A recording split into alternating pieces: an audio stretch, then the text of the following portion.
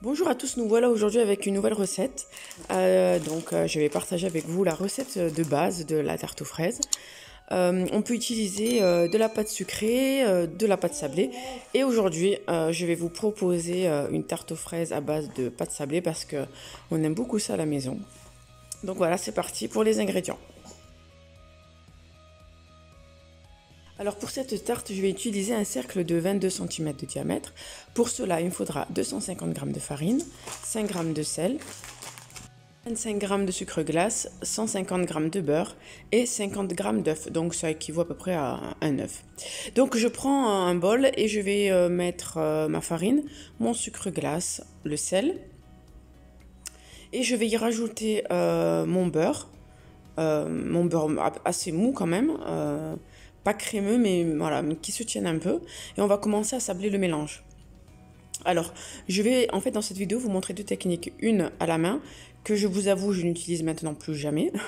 Je me facilite la vie de toute façon en utilisant mon Thermomix tout simplement. Je vais vous montrer juste après cette méthode là, la méthode avec le Thermomix. Donc j'écrase mes morceaux de beurre. Alors sachant que, alors pourquoi j'aime faire la pâte au Thermomix, c'est tout simplement, ça nous permet de ne pas réchauffer le beurre et réchauffer la pâte en excès. Voilà, sinon on risque d'altérer comment dire, on risque d'altérer la pâte tout simplement. Une fois que j'ai bien sablé mon beurre avec ma farine et mon sucre, je vais rajouter mon œuf. Alors l'idée, c'est de ramasser la pâte sans trop pétrir. Je vais ensuite poursuivre le mélange sur mon plan de travail. Et je vais écraser à l'aide de la pomme de ma main, la pâte. Et on va obtenir cette texture un peu collante. Là, je vous montre. Voilà, j'écrase avec la paume de ma main et je ramène sans pétrir. Voilà. Alors, du coup, voilà, ce qui risque d'arriver quand on pétrit trop la pâte, c'est qu'elle risque tout simplement de se rétracter à la cuisson. Voilà, je ramasse la pâte et là, je vais la filmer et la mettre au frais pendant 1 heure.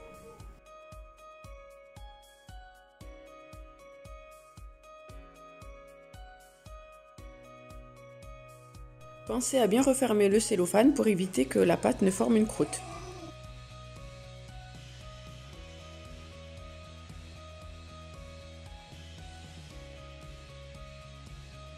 Donc là, je vous montre la version au Thermomix où il s'agit tout simplement de mettre tous les ingrédients dans le bol, de mixer à vitesse 6 pendant 15 secondes. Voilà, votre pâte est déjà prête. Je vais ensuite la mettre en boule, l'aplatir et la réserver au frais dans un cellophane.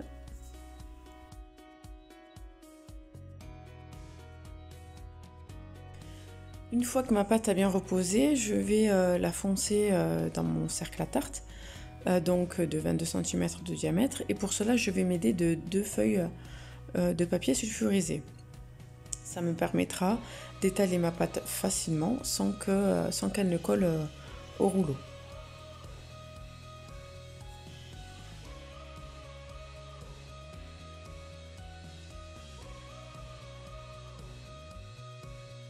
Avant de positionner ma pâte sur mon cercle, je vais le beurrer avec du beurre pommade.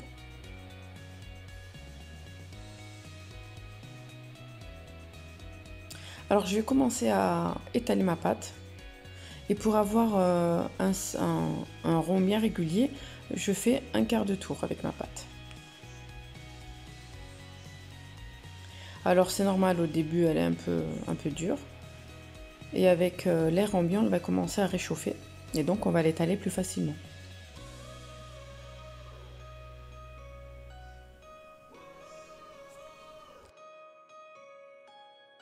Avec un couteau, je vais tout simplement vérifier l'épaisseur de ma pâte.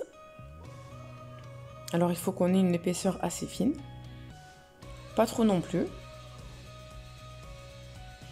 Voilà, et là je vais m'aider du papier sulfurisé pour la positionner sur mon cercle Alors si votre pâte est trop molle, n'hésitez pas à la remettre par tranche de 10 minutes au frigo.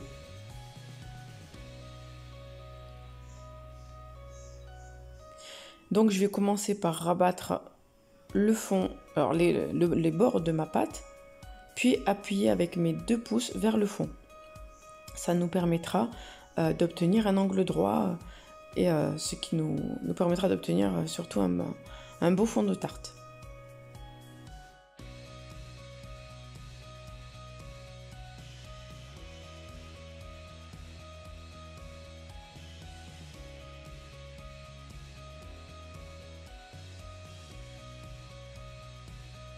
Donc avec mes 2 pouces, je fais en sorte de bien faire adhérer la pâte aux parois de mon cercle.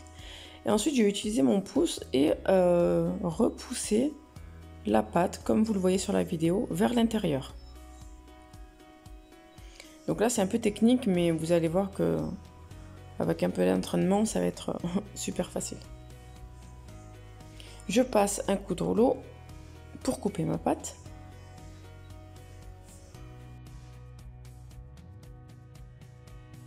Encore une fois, avec mes 2 pouces, je vais appuyer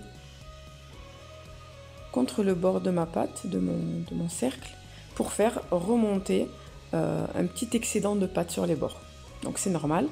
On va ensuite découper cet excédent-là.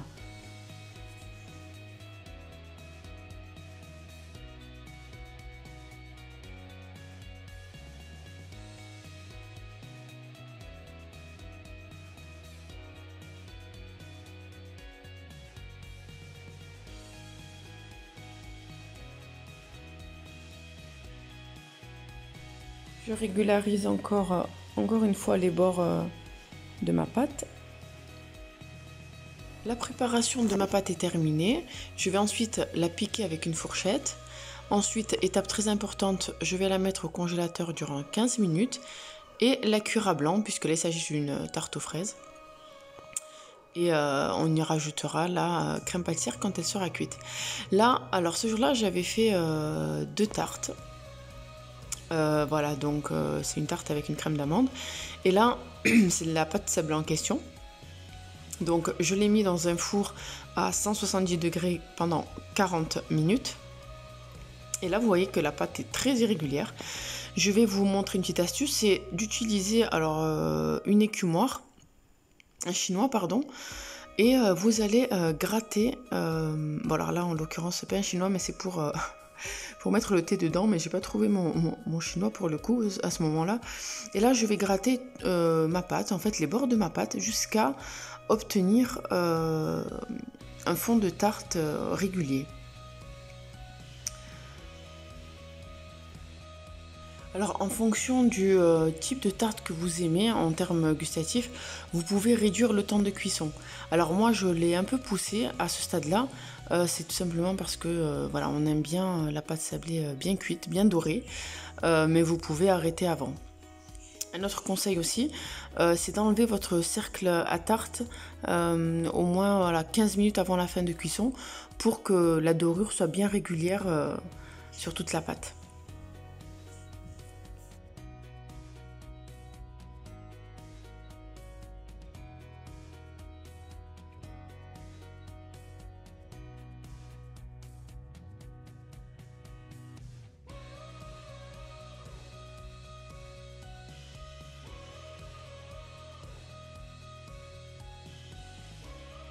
Je vais ensuite rajouter ma crème pâtissière. Alors je vous ai déjà posté la recette de la crème pâtissière que vous trouverez dans la recette des choux à la crème. Donc vous avez le lien juste en barre d'infos. Et je vais l'étaler de manière régulière sur ma pâte. Alors si vous souhaitez aussi, vous pouvez faire une recette ou une recette de tarte aux fraises où il y a une petite couche de crème d'amande. Voilà, ce sera plus gourmand et même meilleur, j'ai envie de dire. Alors c'est quelque chose que je fais souvent. Je fais souvent des pâtes avec des tartes avec un fond de crème d'amande parce que j'adore ça tout simplement. Alors, je vais essuyer les bords de ma tarte. Voilà, c'est juste au cas où la crème pâtissière aurait un peu dépassé. Voilà, c'est juste pour le côté esthétique, hein, c'est pas obligatoire.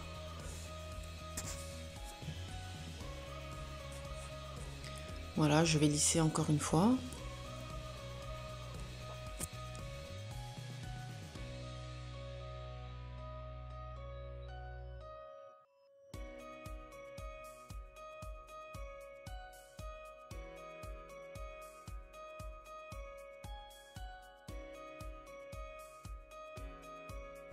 Je vais enfin disposer mes fraises. Donc après, vous faites évidemment le décor que vous voulez. Et moi, de toute façon, à chaque fois, je change. Et puis voilà, là, j'ai décidé de faire un petit tourbillon de fraises. Alors très important, quand vous faites une tarte aux fraises, s'il vous plaît, choisissez de bonnes fraises. Voilà, pas des fraises étrangères, voilà, sans goût. Je vous assure que ça fait toute la différence.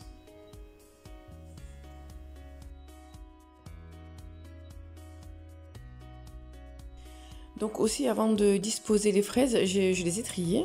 Donc j'ai mis les plus gros gabarits vers l'extérieur pour terminer vers le centre par les plus petites fraises.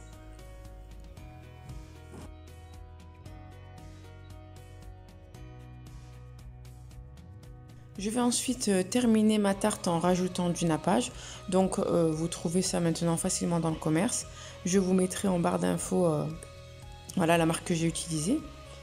Donc ça permet tout simplement de lustrer les fraises. Voilà, ça leur donne ce petit côté brillant. Et surtout, ça permet de les protéger de l'air. Voilà, elles ne noirciront pas avec, au contact de l'air. Voilà, ça les protège.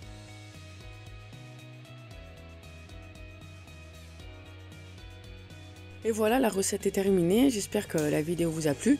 N'hésitez pas à liker, à partager. Et je vous dis à bientôt pour de nouvelles tartes et de nouvelles recettes.